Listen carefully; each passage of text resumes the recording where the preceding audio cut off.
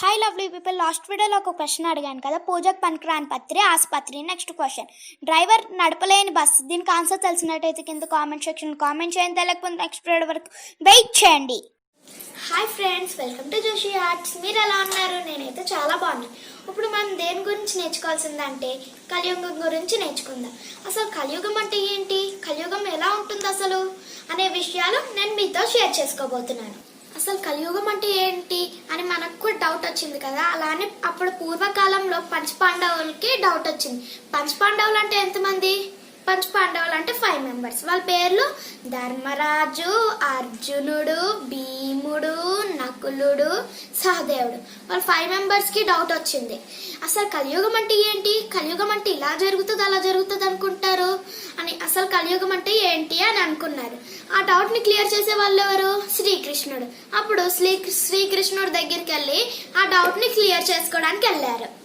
ఒక రోజు ధర్మరాజు లేని సమయంలో వాళ్ళ నలుగురు పాండవులు కృష్ణుడి దగ్గరికి వెళ్ళి, కృష్ణ అసలు కలియుగం అంటే ఏంటి, కలియుగంలో ఇలా జరుగుతాయి అలా జరుగుతాయి అంటున్నారు, అసలు కలియుగం ఏంటి కృష్ణ అని అంటే కృష్ణుడు నవ్వుతూ సమాధానం ఇచ్చారు. ఇప్పుడు నేను మీకు చెప్తే అర్థం కాదు, నేను ఇప్పుడు ప్రాక్టికల్ గా చూపిస్తాను. అంటే టీచర్స్ పిల్లలకి డ్రాయింగ్ హోంవర్క్ ఇచ్చారనుకో, పిల్లలకి అర్థం కాదు ఎలా వేయాలి అని. టీచర్ ఒకటి బ్లాక్ బోర్డ్ మీద ఒక శాంపుల్ గా ఒక డ్రాయింగ్ వేసి ఇస్తేనే కదా ఓహో ఇలా వేయాలి అని అనుకుంటారు. అలానే శ్రీకృష్ణుడు కూడా 4 బాణాలు తీసుకుని 4 చోటలకి ఇసిరారు. ఆ 4 సైడ్స్ ఏంటి? East, west, north, south. ఆ 4 సైడ్స్ వేసి మీరు వెళ్ళి ఆ బాణాన్ని తీసుకురండి అని అన్నారు. ఇప్పుడు అర్జునుడు బాణం వేసిన చోటకి వెళ్ళి బాణంని తీసుకుని రిటర్న్ వస్తుండగా ఒక అందమైన కోయిల తన అందమైన గొంతుతో కూ కూ అని కూస్తూ ఉండగా ఆ సౌండ్ ఎక్కడి నుండి అవ్వా అని ఆ సౌండ్ ఉన్న చోటుకి వెళ్ళి అర్జునుడు షాక్ అయిపోయాడు. అక్కడ ఏముందని షాక్ అయ్యారు? అందమైన కోయిల తన అందమైన గొంతుతో కూ కూ అని కూస్తూ ఒకవైపు బ్రతుకున్న కుందేలను తింటుంది. కోయిల నిజానికి వెజిటేబుల్స్, నట్సే తింటది, కానీ ఇటువైపు చూస్తే బ్రతుకున్న కుందేల్ని పొడుచుకుని తింటుంది. అది చూసి అర్జునుడు షాక్ అయ్యి ఏంటబ్బా ఇలా తింటుంది అని కొంతసేపు ఆలోచించి, సరేలే నాకు తెలియట్లేదు కదా, శ్రీకృష్ణుడి దగ్గరికి వెళ్తే శ్రీకృష్ణుడినే అడిగితే శ్రీకృష్ణుడే చెప్తారులే అని అనుకున్నాడు. ఇప్పుడు భీముడు వేరే డైరెక్షన్ లోకి వెళ్ళి బాణం ఉన్న చోటికి వెళ్ళి బాణంని తీసుకుని రిటర్న్ వస్తుండగా దారిలో ఒక 5 బావిలు కనిపించాయి. ఆ 5 బావిలో 4 బావిలో వాటర్ ఉన్నాయి. మిడిల్ బావిలో 1 డ్రాప్ కూడా వాటర్ లేకుండా మొత్తం డ్రై అయిపోయి ఉంది. అది చూసి భీముడు షాక్ అయ్యాడు. ఉంటే ఆ 5 బావిలు వాటర్ ఉండాలి, లేదంటే ఆ 5 బావిలు డ్రై అయిపోయి ఉండాలి అని కాసేపు ఆలోచించాడు. సరేలే నాకు తెలియట్లేదు కదా, శ్రీకృష్ణుని అడిగితే శ్రీకృష్ణుడే ఆన్సర్ చెప్తారని మళ్ళీ రిటర్న్ వచ్చారు.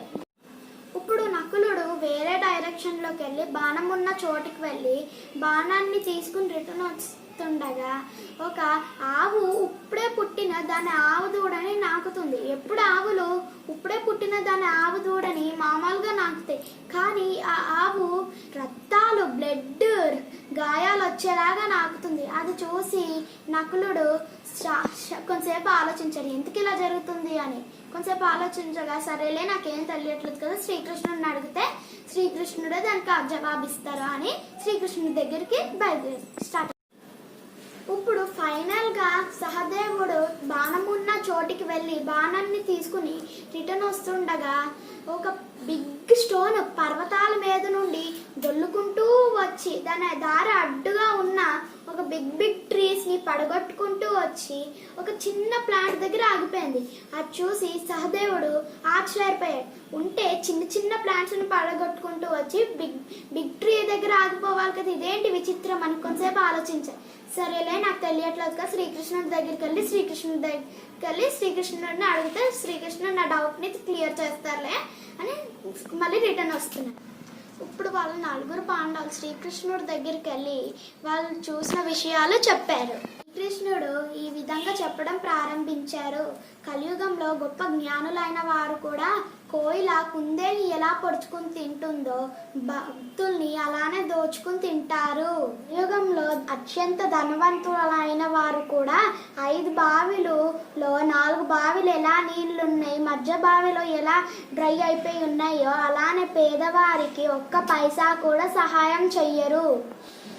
కలియుగంలో ఏ విధంగా ఆవు దాని దూడని గాయాలొచ్చేలాగా నాకుతుందో ఆ విధంగానే తల్లిదండ్రులు వాళ్ళ పిల్లల్ని గారం చేసి వాళ్ళ జీవితాలని నాశనం చేస్తారు.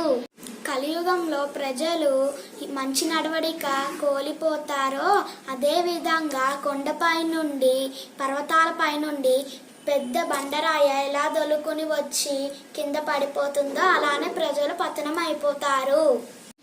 భగవద్ నామం అనే చిన్న మొక్కని తప్ప నేను ఎవ్వరిని కాపాడలేను అని శ్రీకృష్ణ పరమాత్మనే చెప్పారు.